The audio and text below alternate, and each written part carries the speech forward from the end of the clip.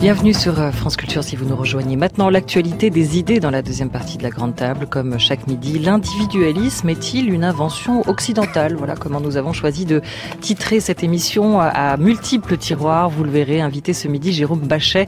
Bonjour. Bonjour. Enseignant-chercheur à l'EHESS et à l'Université autonome du Chiapas au Mexique, spécialiste de l'iconographie médiévale. Après Adieu au capitalisme et la rébellion zapatiste, après la civilisation féodale ou encore le sein du père, vous nous revenez avec Corps et âme, une histoire de la personne au Moyen-Âge chez Flammarion. Ouvrage à mi-chemin entre l'histoire et l'anthropologie, vous tentez de répondre à une question a priori simple. Qui sommes-nous?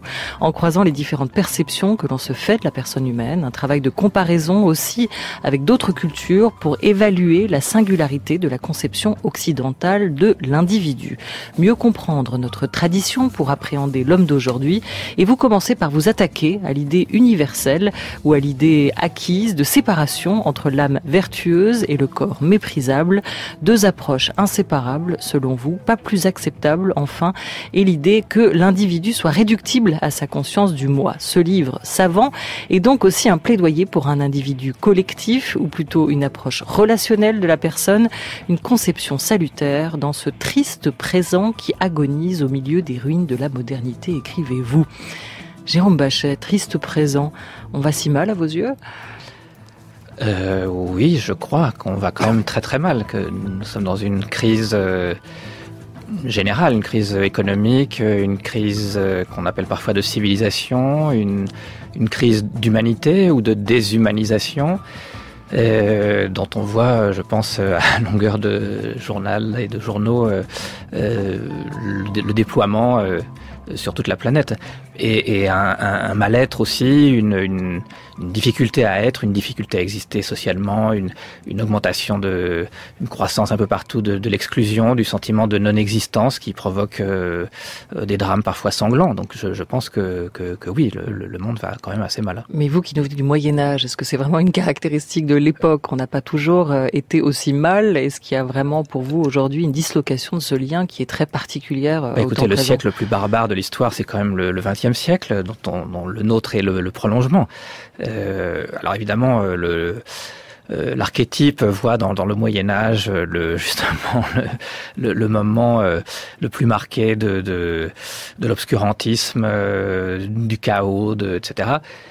Mais je pense qu'on peut assez facilement renverser les choses et voir que effectivement les moyens de destruction et d'autodestruction de l'humanité et de destruction de l'environnement, de la planète, ont augmenté absolument considérablement au cours du XXe siècle. À mes côtés, pour vous interroger, Antoine Mercier. Oui, juste sur cette crise précisément que vous décrivez, pour rentrer dans le thème de votre livre, est-ce que selon vous, c'est la réduction de l'homme à cette fameuse conscience du moi qui fait que cette crise est aussi générale? Et est-ce que cette façon de voir les choses éclaire l'ensemble des problèmes qui se posent à nous?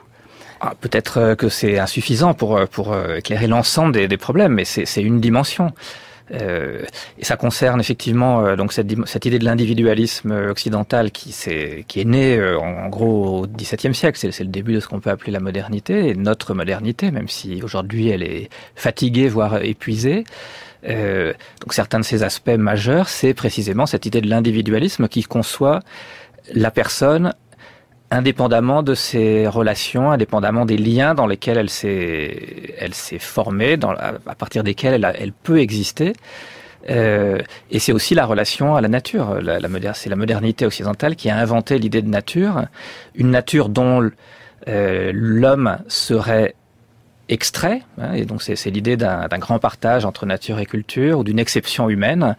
Alors évidemment, l'homme fait partie de la nature par son corps, mais ce qu'il définit, c'est précisément sa dimension, son âme ou son esprit, qui est en dehors de cette nature. Et donc fondamentalement, c'est cette idée d'un grand partage entre l'homme et la nature, c'est ce qui permet à l'homme précisément de se penser comme séparé, à distance de la nature, et précisément c'est la base sur laquelle s'est développée une relation de domination et d'exploitation vis-à-vis du monde naturel, dont la conséquence, c'est évidemment la crise écologique dont il était question il y a quelques instants. Avec Cécile Duflot, invitée du journal d'Antoine Mercier. Dans cet ouvrage Corps et âme, vous faites référence, Jérôme Pachet, à de nombreuses reprises à l'anthropologue Philippe Descola et à son naturalisme. Une première question, immédiate que suscite pour moi cet essai, et on va décliner, comprendre votre démarche et comment vous en arrivez là. Mais est-ce que pour vous cet individualisme évoqué, l'individualisme de nos sociétés occidentales aujourd'hui, est une fatalité ? Je crois qu'on essaye d'en sortir.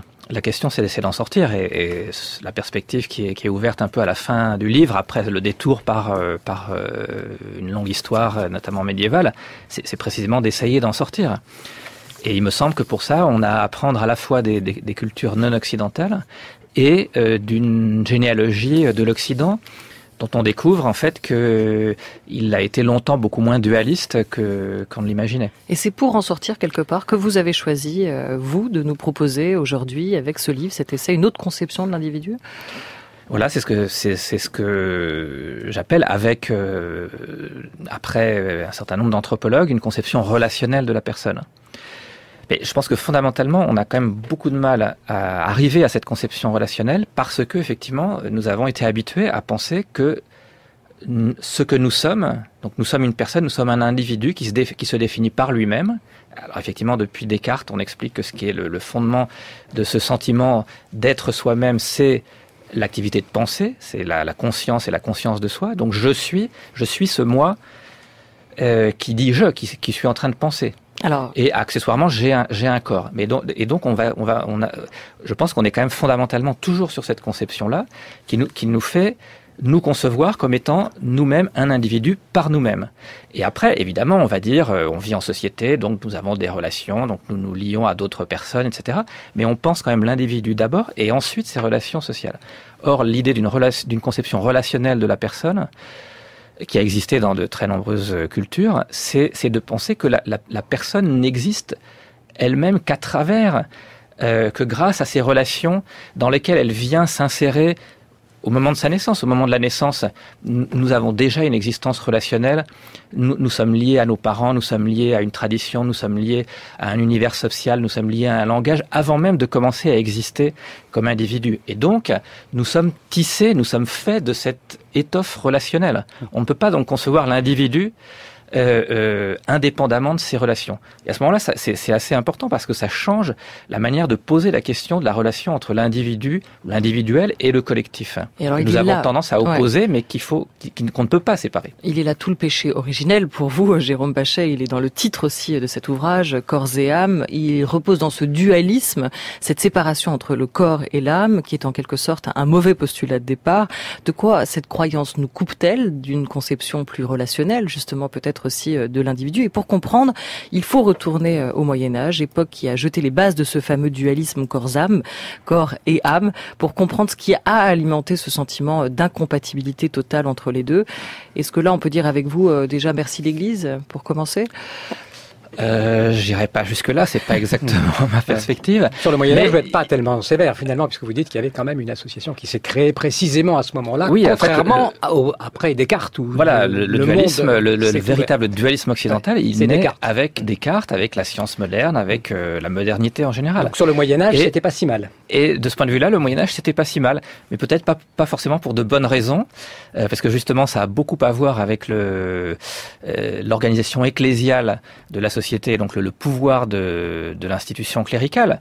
Et je ne vais pas défendre cette forme d'organisation. Donc il y a derrière, c'est paradoxal, c'est un peu malheureux peut-être de mon point de vue, c'est-à-dire qu'il y a le Moyen-Âge était beaucoup moins dualiste qu'on ne le croit, qu'on ne le pense, mais peut-être pas forcément pour de bonnes raisons de mon point de vue, mais ça c'est une autre question. Donc la question fondamentale, c'est que effectivement ce dualisme, donc cette séparation de l'âme et du corps, elle s'installe véritablement dans les conceptions occidentales à partir de Descartes et d'autres philosophes du XVIIe siècle, et le Moyen Âge justement a été beaucoup moins dualiste. Je considère même que c'est la période de l'histoire occidentale la moins dualiste, celle qui a été le plus capable de penser une unité psychosomatique de la personne. Pour quelle raison? Grâce à l'Église précisément, c'est ça que vous dites? Oui, parce que en fait, cette idée d'une articulation positive de l'âme et du corps était en fait nécessaire pour justifier la position de l'Église en tant qu'institution. Oui, vous parlez du schéma ecclésiastique, spirituel, matériel, sans la défendre. Vous écrivez quand même, Jérôme Bachet, que la dynamique antidualiste qui caractérise les conceptions de la personne sont intimement liées ou est intimement liée à l'affirmation de l'Église comme institution dominante. Alors, pour comprendre quelle conception l'Église se fait-elle du corps, pour commencer? Alors, dans l'idée, dans le lieu commun un petit peu qu'on a justement sur les conceptions d'un Moyen-Âge chrétien, il y aurait cette idée d'un corps négatif qui serait en fait l'origine, la source du péché et du mal, et qui entraînerait en fait donc l'âme, la partie spirituelle de la personne, vers le mal et vers le péché. Ça, ce serait l'idée dualiste. Alors, elle n'est pas complètement absente des conceptions chrétiennes médiévales. Elle est effectivement, en particulier, assez présente dans la culture ou la spiritualité des moines, et notamment dans les premiers siècles du Moyen Âge, puisque les moines, précisément, ce qui justifie leur mode de vie, c'est le désir de fuir le monde, donc de fuir le monde matériel, de fuir le corps, et ils fondent leur retraite hors du monde sur un certain mépris du corps. Mais l'idée qui va s'imposer au fil des siècles médiévaux et qui va s'affirmer, à mon avis, d'une manière assez frappante, donc dans le cœur du Moyen-Âge, c'est-à-dire entre le XIe et le XIIIe siècle, c'est justement l'idée contraire. Donc une idée, une dynamique que j'appelle antidualiste, qui va à rebours de cette idée parce que d'une vous séparation. Distinguez effectivement la dualité et le dualisme. Oui, alors il y a dualité parce que effectivement, on affirme que l'être humain, la personne humaine, est faite d'une âme et d'un corps, donc il y a effectivement deux entités, mais elles ne doivent pas être séparées. Et au contraire, on va penser de manière positive leur unité. Les théologiens du XIIe, XIIIe siècle, comme de Saint-Victor, vont expliquer qu'entre l'âme et le corps, il existe une harmonie musicale, il existe une puissante amitié, donc un lien très fort et très positif, et l'âme elle-même désire être unie à son corps. Donc on est à l'opposé le schéma dualiste. Au fond, c'est l'idée néoplatonicienne du corps comme vêtement de l'âme, voire comme prison de l'âme. Donc le corps est quelque chose de négatif dont l'âme cherche par tous les moyens à s'extraire. Son but, c'est de s'extraire de cette prison, qui est évidemment un lieu négatif. Or, là, on a des conceptions développées par les théologiens eux-mêmes qui va exactement à l'inverse, qui nous dit l'âme désire être unie à son corps. Et en plus, ça n'est pas le corps qui entraîne l'âme vers le mal, comme dans une vision dualiste. Les théologiens, justement, du XIIe, XIIIe siècle, expliquent clairement qu'en réalité, la source du péché et du mal, elle est dans l'âme elle-même, le corps n'en étant éventuellement, dans la luxure par exemple, que l'instrument. Mais d'où vient le péché? Il vient de l'âme elle-même et pas du corps. Antoine Mercier. Peut-être qu'il faudrait récapituler un peu le livre globalement, parce qu'il est assez touffu, même s'il est assez clair évidemment dans son expression. Vous parlez donc essentiellement, beaucoup en tout cas, du Moyen-Âge occidental. Vous venez d'expliquer en quoi finalement le dualisme avait pu être surmonté précisément par notamment le corps que représentait l'Église elle-même, qui devait accueillir l'esprit divin. Vous nous avez parlé de Platon, qui lui-même avait été avant le Moyen-Âge celui qui avait le premier vraiment fait cette cassure entre le corps et l'âme. Et puis, après le Moyen-Âge, voici que Descartes vient refaire cette cassure dans laquelle nous vivons encore. Et votre livre comporte aussi un aspect comparatiste, puisque vous lui dites qu'ailleurs en Occident, ça se passe pas comme ça, et qu'en général, on est au-delà du dualisme aussi. Donc, ça, c'est un peu le schéma général de tout ce que vous nous racontez. Finalement, j'aimerais bien que vous posiez la question globale de savoir quel est l'enjeu fondamental de cette discussion, j'allais dire éternelle, entre la place du corps et de l'âme relativement l'un à l'autre. L'enjeu, c'est de mieux connaître notre propre tradition culturelle ou anthropologique en tant qu'Européens ou occidentaux. et précisément pour mieux la comprendre et pour mieux essayer de s'en détacher peut-être aujourd'hui. Donc le livre, c'est effectivement un livre parce qu'il y a presque un programme à la fin, sur qui a été évoqué au début de le Moyen-Âge, avec cette dimension comparatiste. On parle des conceptions des Mayas en Amérique centrale, d'autres civilisations un peu partout dans le monde, en Chine, en Afrique, en Mélanésie, etc. Mais au fond, c'est une interrogation actuelle, justement, essayer de sortir de ces conceptions constitutives de l'individualisme. Donc il y a trois aspects, en fait, qui sont absolument mêlés. C'est celui, effectivement, du dualisme. Alors aujourd'hui, c'est plus exactement le dualisme du corps et de l'âme. On peut bien ne plus croire à l'âme, mais on a toujours ce dualisme qui revient sous la forme de l'opposition entre le corps et l'esprit, le corps et le moi intérieur.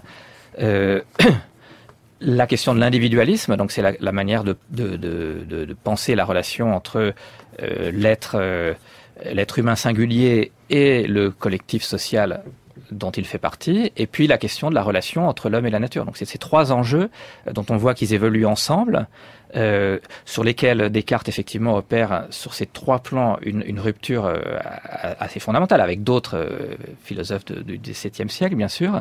Et donc aujourd'hui, comment repenser cette manière de nous concevoir en tant qu'être humain dans notre rapport au collectif? Je pense que c'est une question fondamentale et ça a des implications sur la façon de concevoir l'exercice politique, par exemple, on l'a évoqué tout à l'heure, et le rapport à la nature. Mais ça, je pense que ces discussions, elles sont omniprésentes, elles sont en cours aujourd'hui.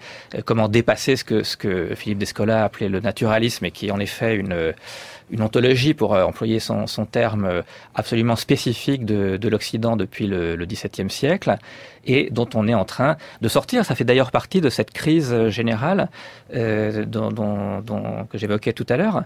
C'est vraiment les soubassements anthropologiques. C'est la question du moment. de la crise de civilisation dans laquelle nous sommes et dont on cherche à sortir. France Culture, presque 13h15. France Culture. La Grande Table. Olivia Gesbert.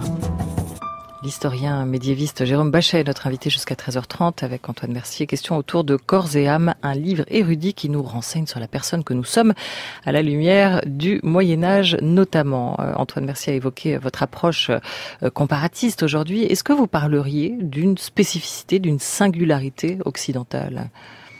Oui, tout à fait, oui. Que vous définiriez comment ?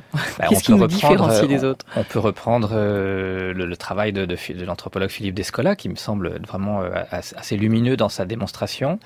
Il a observé toutes les cultures qui ont existé et qui existent aujourd'hui sur la planète.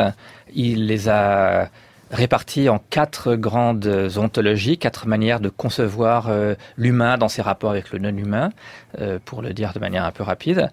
Et il y en a une qui s'appelle justement le naturalisme et qui est absolument propre à la tradition occidentale depuis justement le XVIIe siècle. Et donc c'est cette coupure, c'est cette manière de concevoir l'individu comme un atome isolé, indépendant de tout lien social.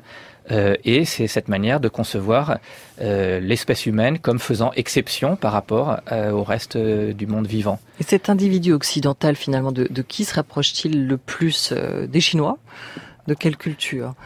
Non, justement, dans les autres cultures, on n'a pas ces dimensions-là. On a au contraire des éléments qui font valoir l'appartenance de l'espèce humaine à dans toutes les autres chose cultures. De plus, oui, absolument. Enfin, avec des variantes.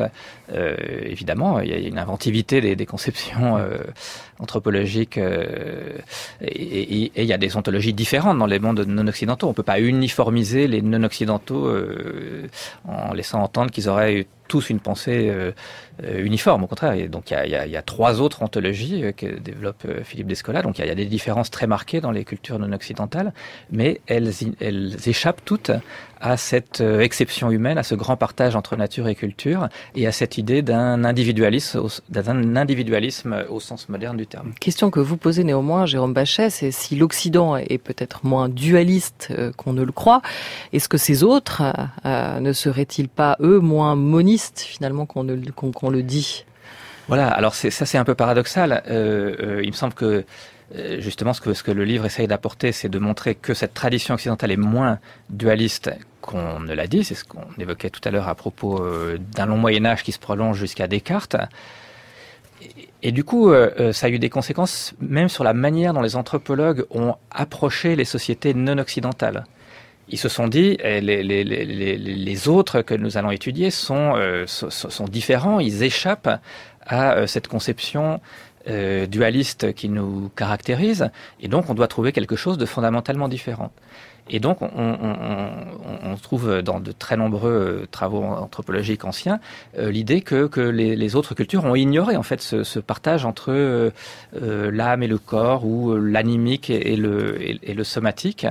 Or, ça n'est pas exact, et on découvre qu'il y a aussi de la dualité dans les autres cultures qui ont effectivement fait une différenciation entre une dimension de l'être humain qui est plus de l'ordre du somatique, du corps, qui effectivement va mourir et se décomposer après la vie, à la fin de la vie, et une partie animique de la personne. Mais ils les ont pensés de manière différente, et précisément en faisant justement de la partie animique de la personne le support en fait de cette dimension relationnelle de la personne. Parce que les âmes, elles viennent du groupe familial, donc elles inscrivent en nous, dans notre intériorité, une appartenance à un groupe familial, à un groupe de parenté.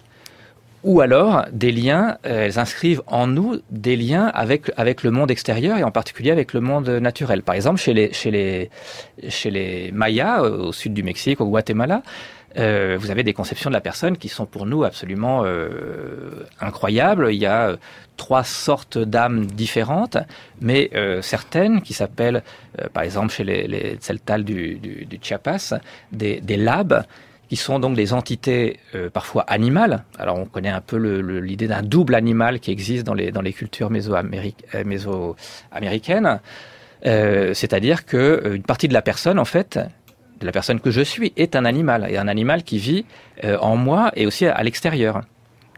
Mais il n'y a pas seulement des animaux. Des animaux, ça peut être un chat, un chien, un jaguar. C'est pas ce que vous nous proposez quand même d'adopter comme méthode. Mais non, mais ça, chaque culture peut avoir sa propre conception. Parce qu'il faut quand même oui, pardon. Mais parfois aussi, ce sont des phénomènes météorologiques. Donc certaines de ces âmes sont l'orage, le vent, la pluie, une rivière, etc. Donc nous sommes constitués du monde qui nous environne. Mais juste pour comprendre ça c'est la réalité, du coup c'est ce qui est, ou c'est ce que nous avons perçu avec nos mauvaises lunettes d'occidentaux? Ça c'est ce que vous décrivez. Ce qu'on peut observer ethnographiquement encore aujourd'hui. Alors que qu'est-ce qu'on a mal vu?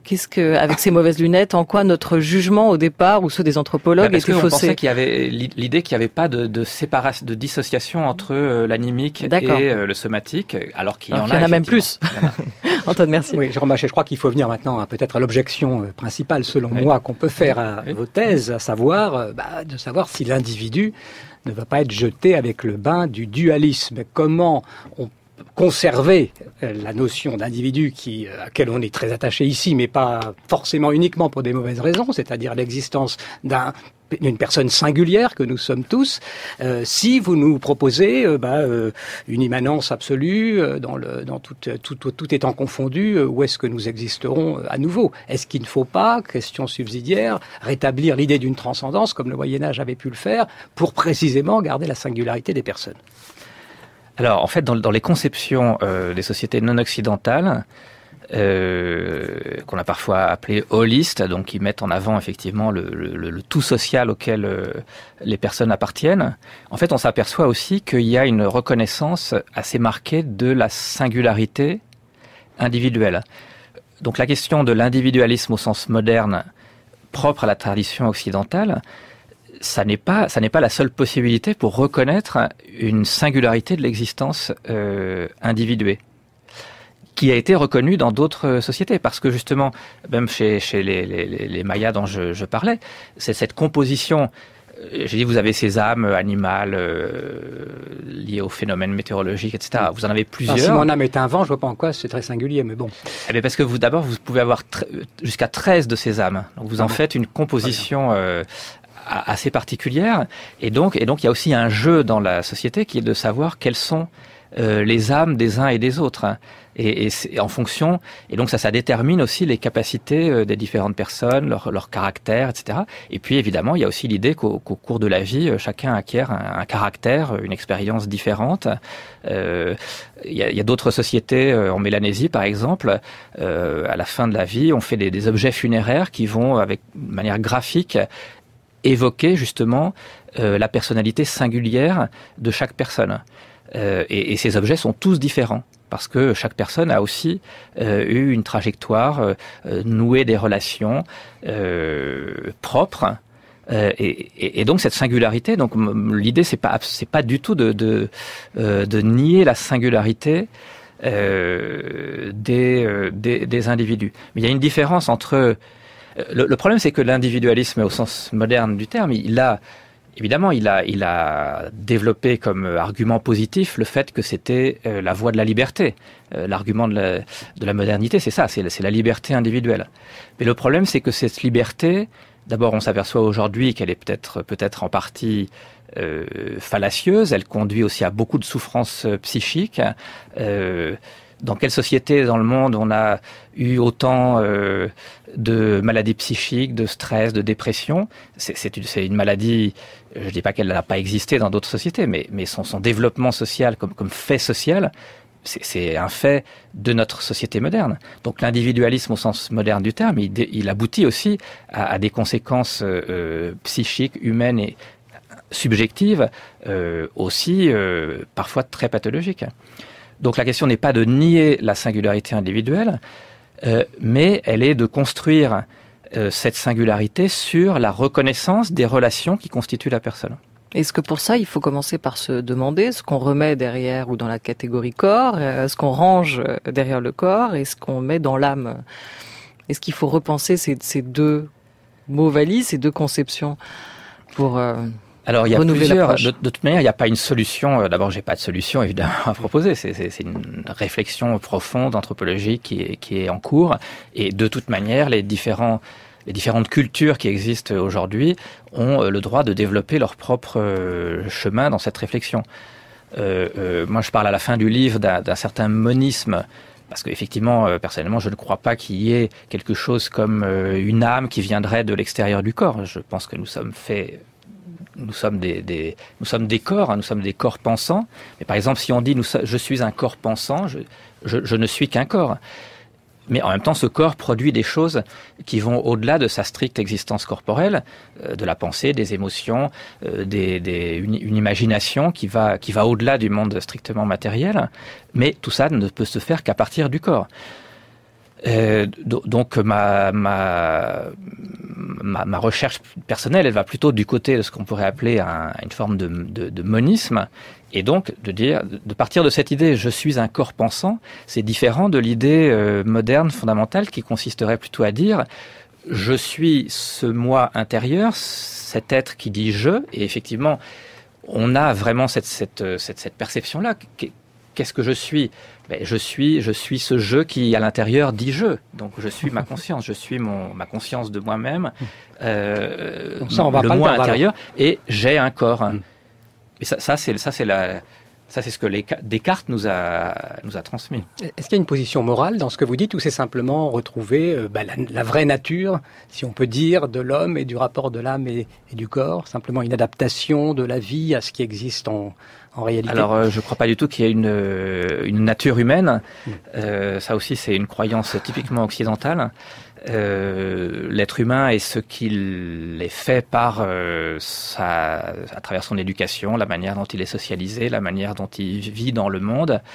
Et cette réalité-là, elle évolue, elle se transforme au fil de l'histoire et en fonction des trajectoires culturelles des uns et des autres. c'est pas une question morale, c'est peut-être une question éthique de savoir comment nous voulons vivre et comment nous voulons vivre dans notre rapport aux autres et dans notre rapport au monde qui nous environne. Est-ce qu'il y a une question, alors si c'est pas morale, si c'est plutôt éthique, religieuse ou athéiste quelque part, c'est-à-dire que avant la mort était quand même le moment où se nouait cette dualité, le corps qu'on enterre, ce corps périssable et cette âme qui s'envole, qui continue à exister. Aujourd'hui, du coup, quelle conception se faire en dehors de cette dualité, se faire de la mort, quel temps représente-t-il dans ce corps, pour ce corps pensant que vous évoquez? Alors, j'ai dit que personnellement, je ne crois pas qu'il existe quelque chose comme une âme qui viendrait de l'extérieur du corps. Donc, il n'y a pas quelque chose, il n'y a pas une entité qui survivrait au corps. Et c'est plus difficile de vivre avec cette idée-là qu'avec l'idée d'une persistance de la personne, ou en tout cas de sa dimension animique au-delà de la mort. Mais en même temps, paradoxalement, les conceptions plus religieuses qui disposaient de cette conception d'une âme ou d'une entité animique qui survivait à la personne étaient capables d'exprimer peut-être plus fortement certaines dimensions de l'existence humaine et de cette existence justement relationnelle que ne l'est notre propre conception, une conception athée aujourd'hui. Et en fait, parce que précisément l'âme, ça a été le support de cette pensée de la dimension relationnelle de la personne. Et qu'est-ce qui survit aujourd'hui à une personne quand elle disparaît? Ben, c'est justement cette dimension relationnelle. C'est les liens avec les autres, c'est son existence dans les autres, c'est la trace qu'elle a laissée, cette trace relationnelle qu'elle a laissée. Et cette dimension-là, elle continue à perdurer un certain temps au-delà de la mort corporelle. Jérôme Bachet, j'ai une dernière petite question, puis je laisse à Antoine Mercier la question de la fin ou à son corps pensant. En tout cas, par notre temps, notre période d'expansion, par la colonisation, parce qu'on a évoqué un peu cette approche comparatiste avec vous, est-ce qu'on a exporté notre conception de l'individu ? Ben oui, bien sûr. Parce que vous en faites on a un sentiment d'une cartographie de cette conception qui reste quand même assez clivée entre le monde occidental et les autres cultures. Ben oui, c'est pour ça qu'on peut parler de l'Occident plus que de l'Europe, puisque ces conceptions initialement européennes, ou enfin disons de la partie occidentale de l'Europe, parce que je parle principalement de l'Europe occidentale au Moyen-Âge dans le livre. Évidemment, elle s'est exportée à travers la colonisation, et en premier lieu à travers la colonisation d'une bonne partie du continent américain, qui a donc été soumis aux conceptions développées par l'Église. Et donc c'est l'évangélisation des populations amérindiennes, quand elles n'ont pas été massacrées, bien sûr, et donc qui ont été sommées d'assumer ces représentations, à une époque où l'Europe n'était pas aussi dualiste qu'elle l'est devenue ensuite, pour ce qui est du début de la colonisation. Mais ces peuples amérindiens ont malgré tout maintenu largement leur propre conception, puisqu'on les observe aujourd'hui encore dans le travail des anthropologues. Jérôme Bachet, qui vit au Chiapas. Antoine Mercier, le mot de la fin, ou la question en 10 secondes. Si j'ai bien compris, pour vous, au départ, l'individu n'est pas grand-chose. Il se constitue en tant qu'individu dans son rapport à autrui, ce qui explique que la dimension collective de l'individu rejaillit de cette constitution même. Est-ce que c'est cela que l'on peut dire? Et en quoi, finalement, cet individu qui est nouveau, qui est créé par la relation, ne serait pas aussi un individu, individuel? Ben c'est une personne singulière, mais pas sur la base de ce qu'on appelle l'individualisme occidental. Parce que si on pense donc une ça relation... pourrait être une piste de sortie. Oui. Bon. Je crois que là, il est temps d'arrêter parce qu'on a trouvé la sortie. on va arrêter sur ce bon. Merci beaucoup à vous, Jérôme Bachet. Merci. Corps et âme, une histoire de la personne au Moyen-Âge vient de paraître chez Flammarion, collection au fil de l'histoire. Un grand merci aussi à toute l'équipe de La Grande Table.